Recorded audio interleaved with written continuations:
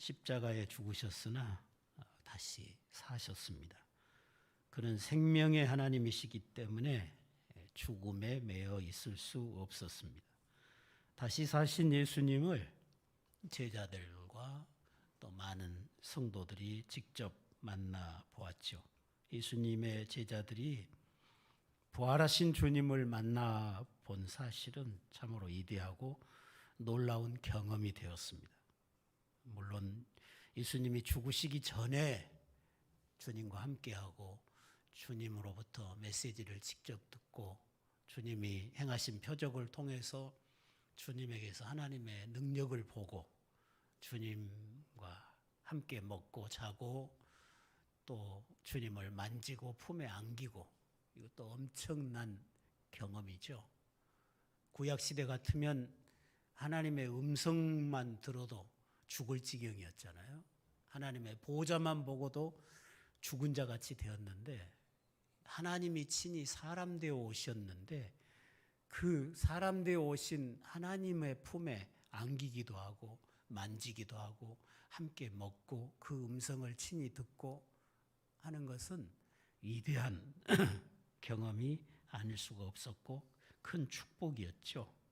그런데 이제는 죽음을 이기시고 부활하셔서 이전에 몸으로 계실 때의 그 낮아진 모든 영광을 벗고 이제는 높아진 하늘의 영광, 하나님의 신성이 충만한 영광을 입으신 그런 주님을 또 뵙고 주님과 교제한다고 하는 것은 어마어마한 축복이죠.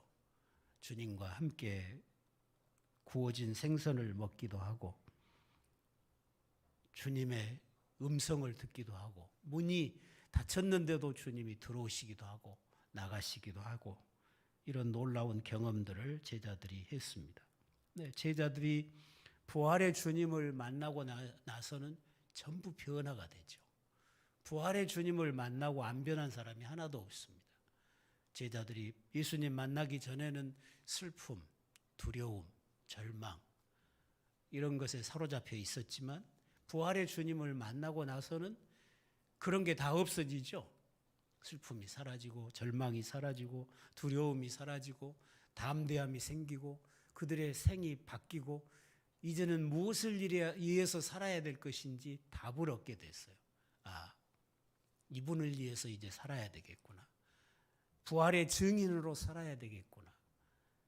우리를 위해서 십자가에 죽으셨다가 다시 사신 이 예수님을 위해서 내 생을 드려야 되겠구나. 이분의 복음을 전하는 일을 위해서 내 남은 생을 드리리라. 제자들이 전부 그렇게 변했잖아요. 우리가 이 바울만 봐도 예수님 만나기 전에는 예수님은 사기꾼이고 예수를 따르는 자들은 전부 어리석은 자들이고 이단들이고 그렇게 생각했는데 부활의 주님을 만나고 나니까 그게 다 바뀌죠. 대낮에 정오의 빛보다 더 밝은 빛으로 오신 그 부활의 주님이 바로 창조주 하나님이심을 바울은 깨닫게 되는 거잖아요. 그리고 그 인생이 바뀌죠. 주를 믿는 자들을 핍박하는 일을 위해서 온갖 열심을 다 하다가 이제는 한순간에 바뀌어서 그 복음을 전하는 부활의 주님을 전하는 기회만 있으면 우리가 사도행전을 보면 재판을 받는 자리에서도 재판 받을 때마다 바울이 뭘 전합니까? 부활의 주님을 전하잖아요. 내가 이렇게 죄수의 몸이 된 게 부활하신 주님 때문이다. 내가 부활의 주님을 만났는데 그 부활의 주님을 내가 전하는 것 때문에 내가 지금 이렇게 죄수의 몸이 되어 있는 것이다. 항상 부활의 주님을 증거하는 그런 모습을 보게 되는 것입니다. 지금 우리에게 있어서도 마찬가지예요. 부활의 주님을 바르게 만난 사람은 반드시 삶이 바뀌어 있는 거예요. 무엇을 위해서 살아야 될지를 아는 거죠. 우리 주변에서 예수님을 제대로 만난 사람과 예수님을 제대로 만나지 못한 사람과의 차이를 금방 알 수가 있어요. 심지어는 교회 안에서도 마찬가지예요. 교회 안에 신앙생활을 하면서도 주님을 제대로 만나지 못한 사람은 항상 신앙생활이 별 힘이 없잖아요. 기쁨도 없잖아요. 열심도 없잖아요. 충성과 헌신도 없어요. 그리고는 그냥 천당 가는 것이 목표고 복 받는 것이 목표로 이 교회 안에 머무는 거죠. 그러나 진실로 주님을 경험한 사람들은 물불을 안 가리고 주님을 위해서 헌신하고 충성하고 자기 삶의 방향을 주님을 위에다가 쏟아붓잖아요. 예수님을 제대로 만나고 안 변한 사람이 있을 수가 없어요. 누구든지 예수님을 제대로 만나면 그가 살아갈 목적을 바르게 발견하게 된다는 것입니다. 그러면 왜 부활의 주님을 만나면 이렇게 변할까요? 우리 인생에 있어서 가장 큰 숙제, 우리 인간의 힘으로 도저히 그 누구도 해결할 수 없는 가장 큰 문제점이 죽음이잖아요. 그런데 우리는 예수님의 부활에서 우리의 죽음의 문제가 해결이 되는 것을 볼 수 있는 거잖아요. 죽음이 끝인 줄 알았는데 죽어서 땅에 묻히면 그것으로 인생이 끝나는 줄 알았는데 구약 백성들까지라도 그러잖아요. 시편을 그렇게 많이 기록한 다윗까지라도 죽어서 무덤에 들어가면 끝인 줄로 생각을 하고 절망하잖아요. 그런데 예수님의 부활이 죽음 이후의 세계를 활짝 열어주잖아요. 하늘의 영광을 우리에게 보여주잖아요. 죽음의 문제가 해결이 되고 영원한 영광의 나라가 우리 앞에 기다리고 있음을 확실하게 보여주는 게 부활이잖아요. 그러니까 부활의 주님을 만나면 누구에게나 소망이 생기는 거예요. 그리고 주님의 부활은 우리의 부활의 보증이잖아요. 부활의 첫 열매라고 그랬죠. 첫 열매. 첫 열매는 우리가 농사 지으면 첫 열매를 거두면 이제 그 다음에 계속해서 그 다음 열매가 거두어지는 거죠. 첫 열매라는 거는 우리가 지은 농사 중에서 제일 먼저 익은 열매가 첫 열매잖아요. 제일 먼저 하나가 익었으면 그 다음에 이제 다음 열매들이 계속해서 뒤따라서 익어가게 되겠죠. 그 첫 열매는 나머지의 다른 열매들도 이렇게 익을 것이라고 하는 것의 보증이죠. 확증이 되는 거죠. 예수님의 부활의 역할이 그런다는 거죠. 예수님의 부활은 우리 부활의 보증이 되는 거예요. 왜? 우리와 똑같은 몸을 가지신 주님의 몸이 죽음을 이기고 부활했다고 하는 것은 이제 주님 안에 사는 우리들도 언젠가는 주님처럼 우리의 몸도 부활한다고 하는 확실한 증거가 된다는 거죠. 그래서 이 부활에서 우리가 큰 소망을 얻는 거죠. 그리고 주님의 그 부활체의 영광, 부활하기 전에는 주님이 유대 땅에 계시면 갈릴리에는 안 계신 거잖아요. 갈릴리에 계시면 사마리아에 동시에 계실 수가 없는 거죠. 그런데 예수님이 부활하신 이후에는 신령한 몸이 됐어요. 그러니까 동시에 세계 어디든지 동시에 임재할 수가 있는 거예요. 유대에도 계시고 갈릴리에도 계시고 저 지구 반대편에 남미에도 계실 수 있고 여기도 계실 수 있고 주의 날에 주의 이름을 부르는 모든 곳에 동시에 영으로 임재가 가능하신 분이 주님이신 거죠. 부활이 이런 일을 이룬 거고 그 주님의 그 영화로우심, 부활하신 주님의 영화로우신 그 몸이 우리도 이 다음에 부활하여 주님의 몸과 같이 된다고 하는 사실의 보증과 확증이 되는 거예요. 물론 주님은 신이시죠. 주님은 하나님이시고 우리가 부활해서 신령한 몸으로 새롭게 된다고 할지라도 우리는 신이 되는 건 아니고 여전히 피조물로 남죠.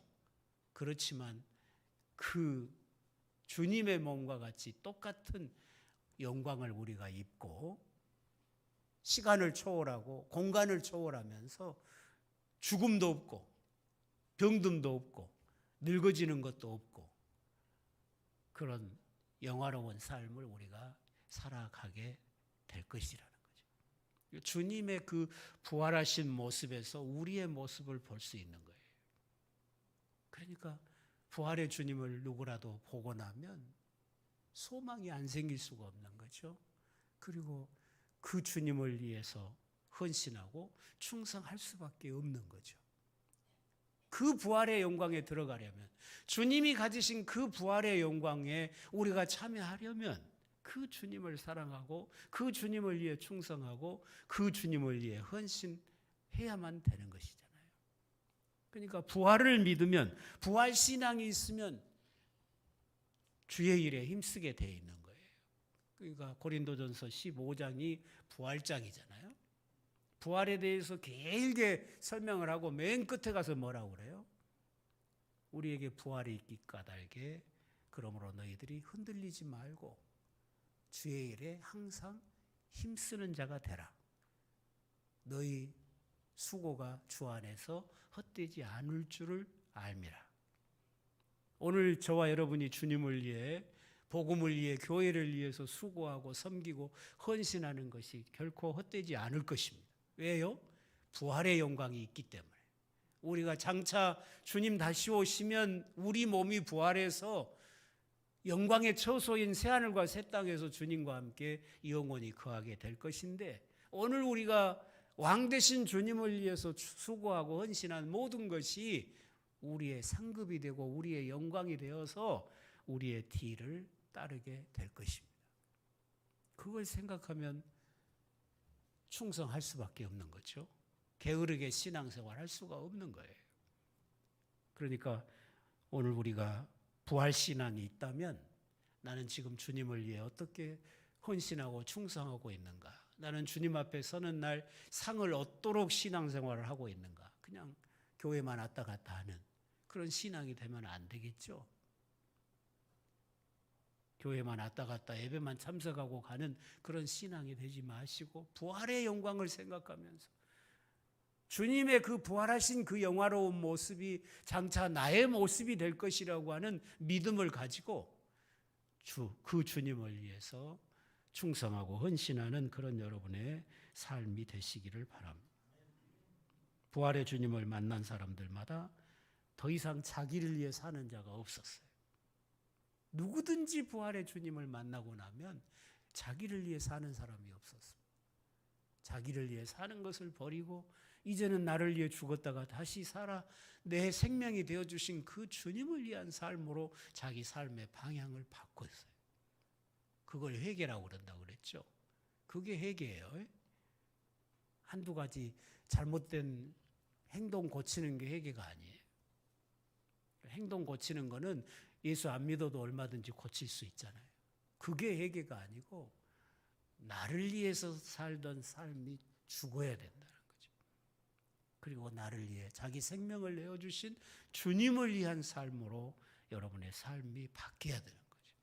그것도 억지로 마지못해서 주님을 위해 사는 게 아니죠. 자원함으로, 즐거움으로, 내 생명 다해서 죽도록 충성하고도 마지막에 우리가 고백할 수 있는 말은 뭐라고 그랬어요? 나는 무익한 종입니다. 마땅히 행할 것을 했을 뿐입니다. 그 고백밖에 할 수 없다는 것이. 내가 주님을 위해서 이렇게 충성했습니다. 이렇게 헌신했습니다.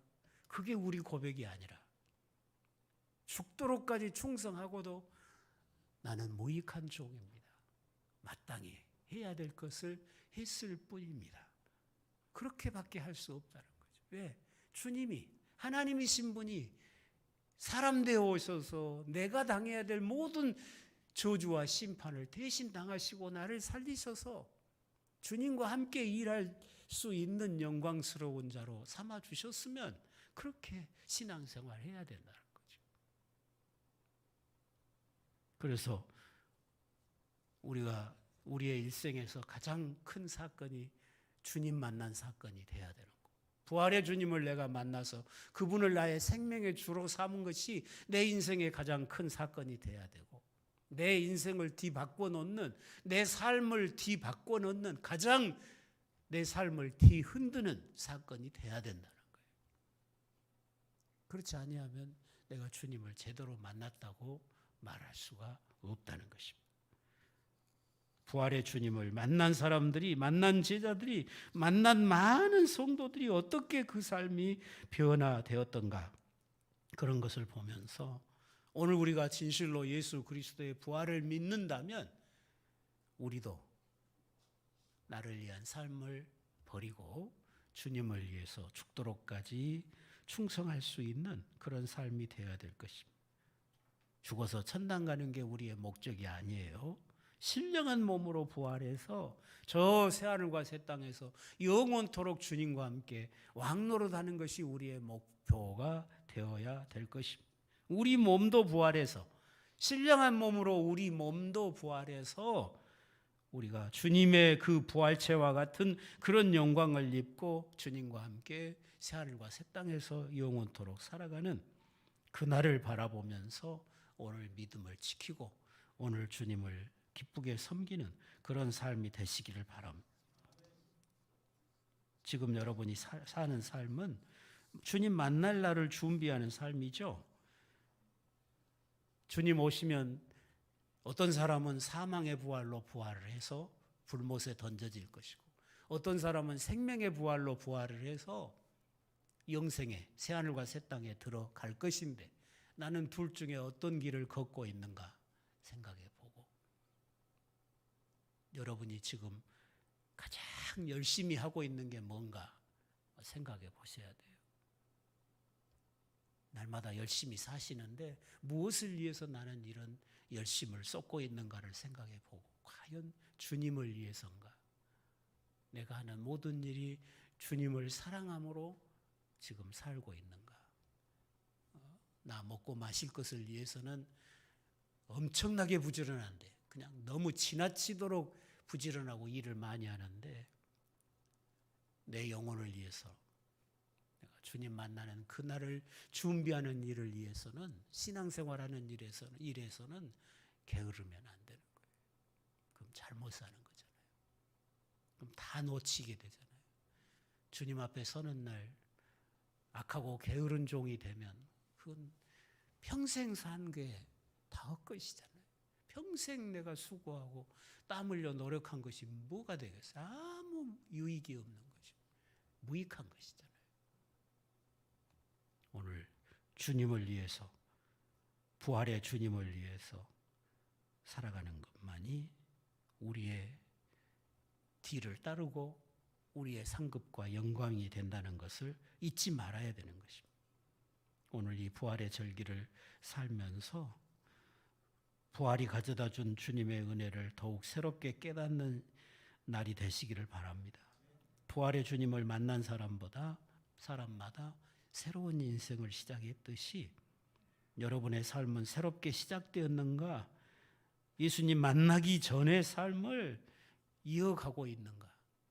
예수님 만나기 전하고 만난 후하고 별로 달라진 것도 없이 그냥 예수님의 이름만 부르고 복만 추구하는 그런 신앙이면 안 된다는 것입니다. 여전히 내가 세상 영광이나 바라보고 죄나 먹고 마시고 산다면 그건 부활 신앙이 아니잖아요. 죽지도 않았고 다시 살지도 않았잖아요. 주님과 함께 죽고 주님과 함께 살아야 그게 구원인데, 죽은 것도 없고 다시 산 것도 없으면 그게 그리스도인이라고 말할 수가 없는 것입니다. 저나 여러분이 이 부활의 절기에 주님의 부활의 영광을 믿음으로 바라보고 그 부활의 영광을 누리고 그 부활의 능력으로 살면서 부활의 증인이 되어야 될 것입니다.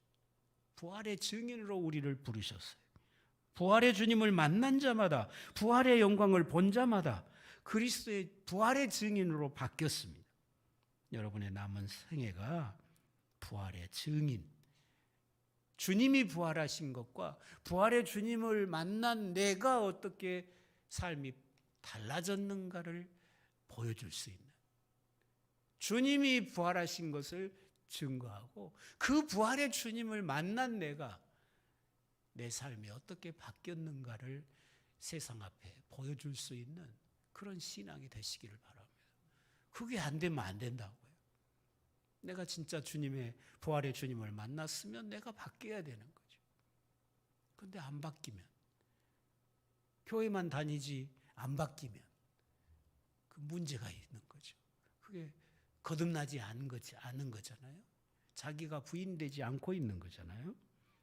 이 부활의 절기에 나는 부활의 주님을 확실히 믿고 있는가 잘 살펴보고, 나는 부활의 주님을 진실로 인격적으로 만나서 내 삶이 변화되어 있는가, 내 모든 삶은 부활의 주님을 증거하는 그런 삶으로 바뀌었는가를 스스로에게 물어보고, 스스로를 점검해보고 십자가 밑으로 나아가서 다시 한번 우리의 정과 욕심을 못 박아버리고 주님의 부활의 능력을 새롭게 입고, 이제는 나를 위한 삶이 아니라 주를 위한 삶으로 내 삶의 방향을 바꾸는 그런 계기가 되실 수 있기를 바라는 것입니다. 이론적인 신앙은 아무짝에도 쓸모가 없습니다. 실제로 내가 주님과 함께 죽고 주님과 함께 살아야 그게 구원이지, 이론으로 인정하는 것은 그건 아무 소용없습니다. 더 교만만 쌓아가는 것이죠.